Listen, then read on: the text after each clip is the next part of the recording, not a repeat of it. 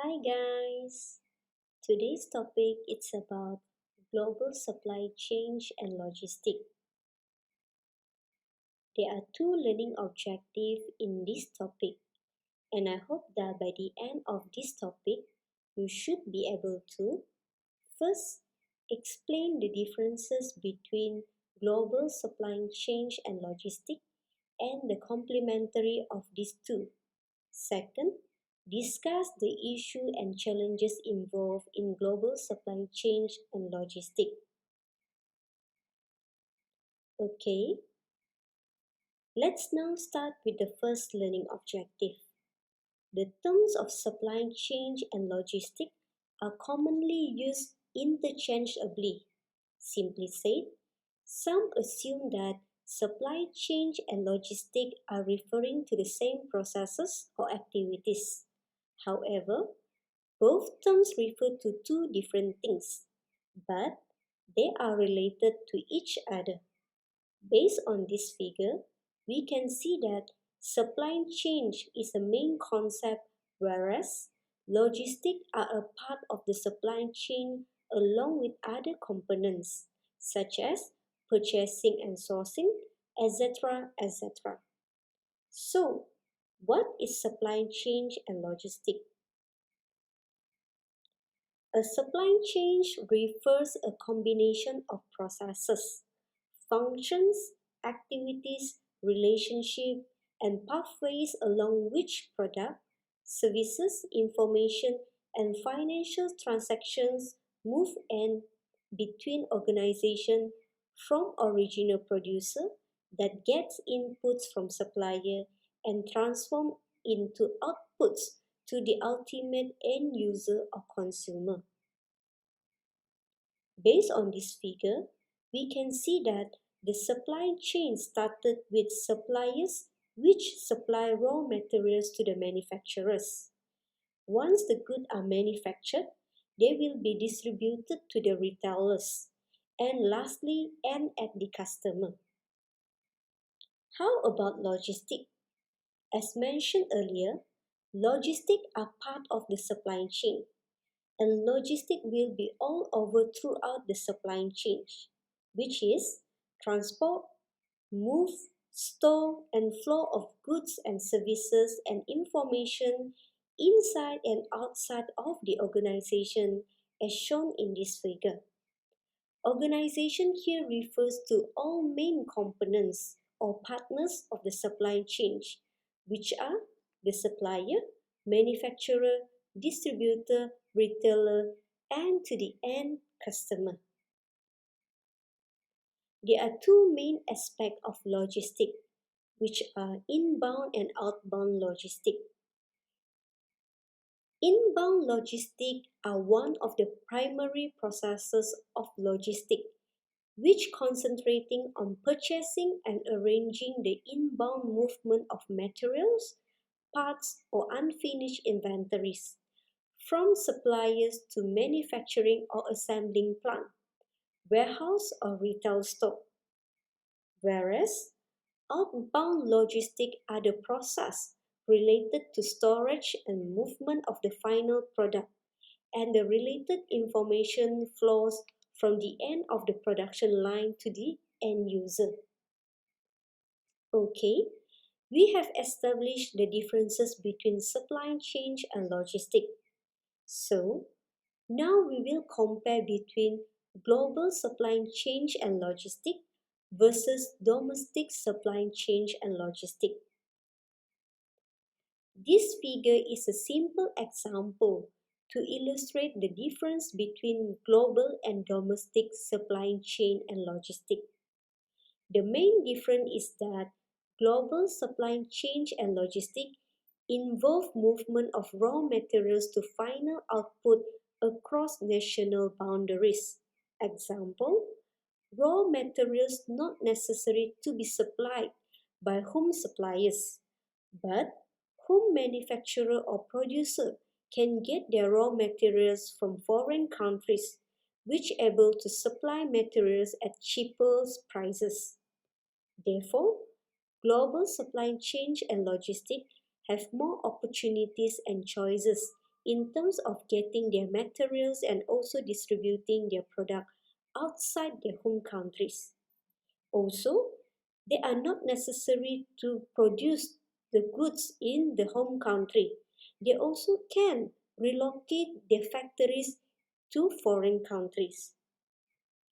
Whereas domestic supply chain and logistics are not involving foreign suppliers, producers, or distributors. All is home based. Hence, the supply chain also generally shorter than the global supply chain. Let's now look at the issues and challenges involved in global supply chain and logistics.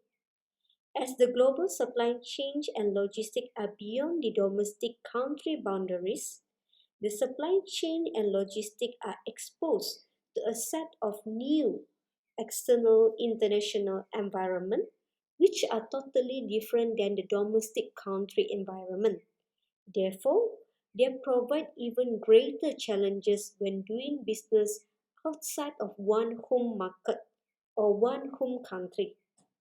These international environments are uncontrollable forces and conditions that faced by companies and can be grouped into three main factors, namely political, economic, and cultural. First, we look at the political factors. Different countries will have different regulations pertaining to international business. Some may be very conducive and some may not. Generally, countries tend to have certain regulations that restrict or protect their own domestic markets from foreign competition or threats. A relatively common political restriction on international business is tariff, or taxes that government place on the importation of certain items.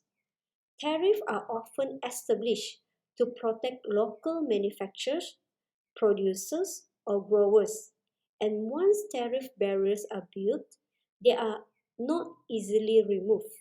Sometimes the tariff the importing nation charges differ according to the nation from which the goods is coming, and from an international sourcing standpoint, this could influence the choice of a production site. Another group of political restriction on international business is non-tariff barriers, which refer to the restriction other than tariff that are placed on imported products.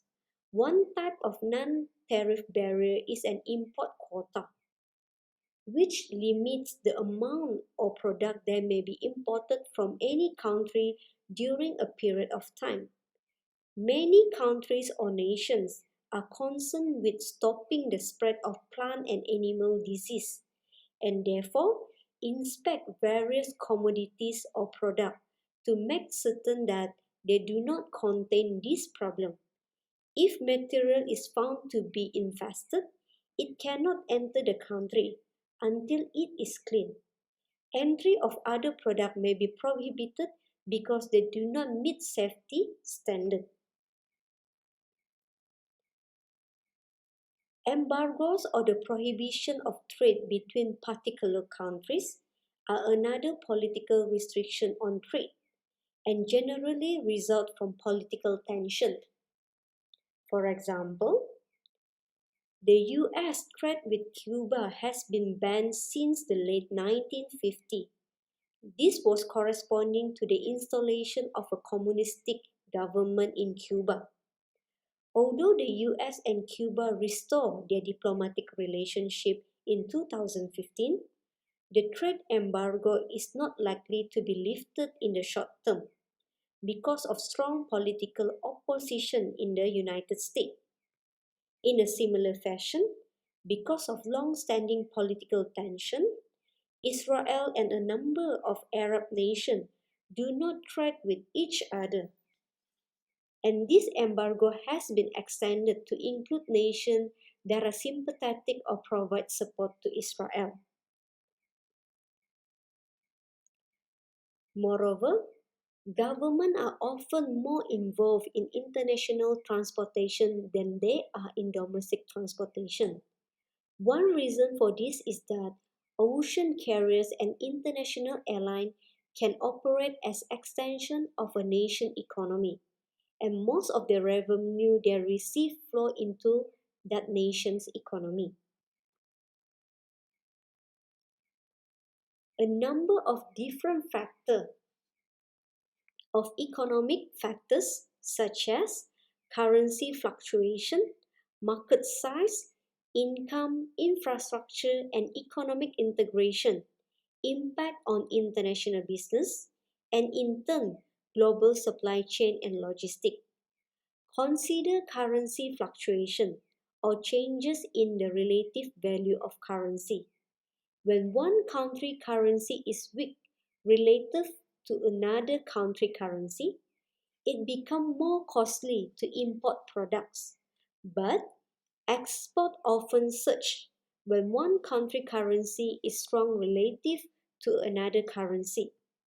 The reverse occurs. So, based on this figure, we can see that a lower value currency makes import more expensive, whereas a lower valued currency makes export cheaper.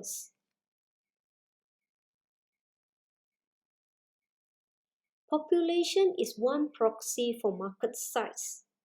China and India are the world's two most populous countries. Indeed, China and India each have population in excess of 1.2 billion of people, and these two countries combined account for one third of the world's population. From a population perspective, China and India might be potentially attractive markets because of their absolute and relative size, which also provide low-cost labor in the production processes. That's why many foreign countries choose to have their factories in China due to the low-cost production they can achieve in China. A country logistic infrastructure is another economic factor that can impact global supply chain and logistics. The transportation infrastructure in Brazil, China, Germany, Nigeria, and the US are quite different, and these differences have important implications for cross-border commerce or international business. A lack of 10,000-foot airport runways, that is a big runways, for example, could limit a country's ability to participate in long-haul international movement of higher value products.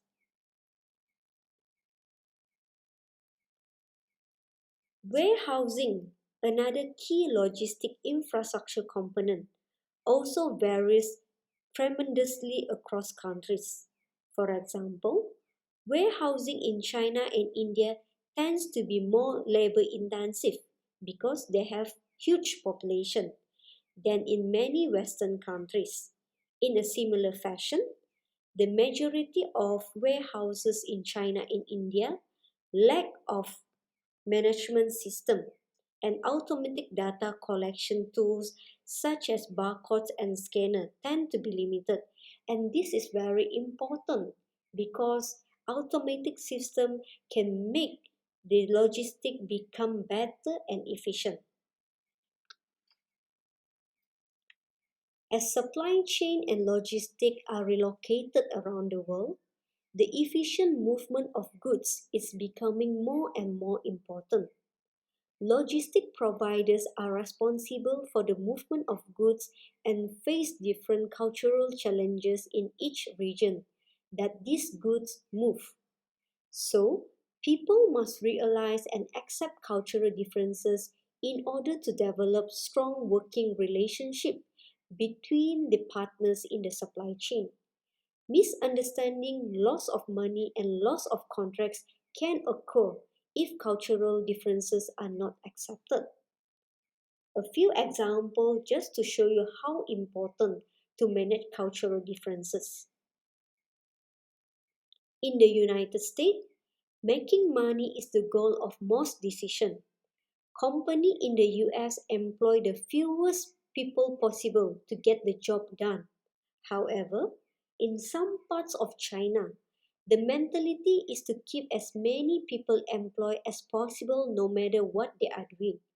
Therefore, a US company, if they want to have their factory in China or the supplier in China, they have to understand the way of the Chinese people working in China. In Central America, workers may refuse to return to work until an exorcism has been performed in a warehouse because they think that warehouse may be haunted and they might not going to work. Therefore, if you want to have a warehouse in Central America, you have to perform an exorcism just to give a peace of mind for their workers so that they feel safe and peaceful to work in the warehouse. Miscommunication between global partners can lead to severe supply chain disruption. Hence, it is important to understand partners of the supply chain to ensure a smooth relationship. Now, we will see two recent issues which influence the global supply chain and logistics. The first issue is about the trade war between the US and China. We can say that this issue is due to the political factor which we have discussed earlier, political tension between the US and China. The trade war between the US, led by former President Donald Trump, and China and its presidency, started in July 2018. The US and China are the two largest economies in the world, yet they have been locked in a bitter trade battle. The dispute has seen the US and China impose tariffs on hundreds of billions of dollars worth of one another goods. Former US President Donald Trump has long accused China of unfair trading practices and intellectual property theft. Whereas in China, there is a perception that the America is trying to curb its rise as a global economic power. Both sides have imposed tariffs on billions of dollars worth of goods, therefore leading to higher costs for business and consumer. To sidestep the higher tariffs, some companies are choosing to move out of China. 93% companies were considering making some change to their supply chain in China in order to mitigate the effects of trade tariff enforced as shown in the graph. This trade war benefit other countries as the next choice of sourcing materials as well as new production locations such as Vietnam, Malaysia, India and Mexico. Due to this trade war, companies began to realize that they cannot focus only the China market, either for supply in terms of raw material or production facility.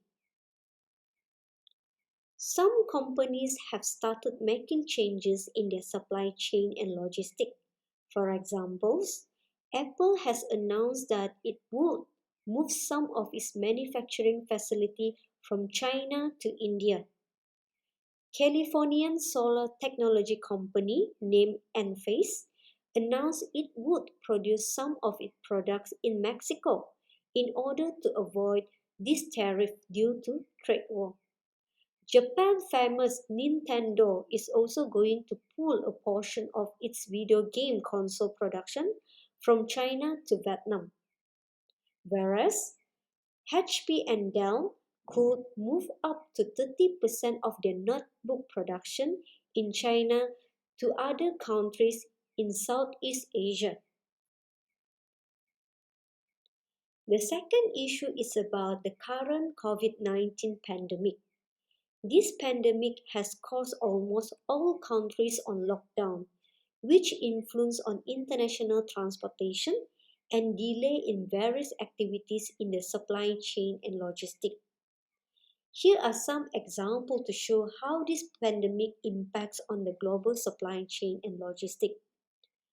As it claimed that the pandemic started from China, many foreign companies which have their raw materials or manufacturing factories in China become anxious, and the lockdown in China has greatly impacted on their business. In order to avoid the risk by focusing the supply chain in China, Japan has provided $2.2 billion to help its manufacturers to shift production out of China as the coronavirus disrupt supply chain between their major trading partners. India is a global leader in the production of generics, which 70% of its raw material come from China. But due to the pandemic, it has greatly impacted on India production capability. And according to some prediction, China could lose its central position in many global supply networks to other countries such as Brazil, Mexico, and certain emerging markets in Southeast Asia. So we can see that both trade war and also the pandemic COVID-19 play a significant influence on the global supply chain and logistics. Therefore, it is not wise to focus on one country for the supply chain like what happened in China. Therefore, so many countries have to move out or shift out their production or raw material from China, have to find other countries in order to avoid the same problem repeated in the future. Here are some additional sources for this topic, which are very interesting to be read to be dealt with. That's all for now. Thank you and see you in the next topic. Bye bye.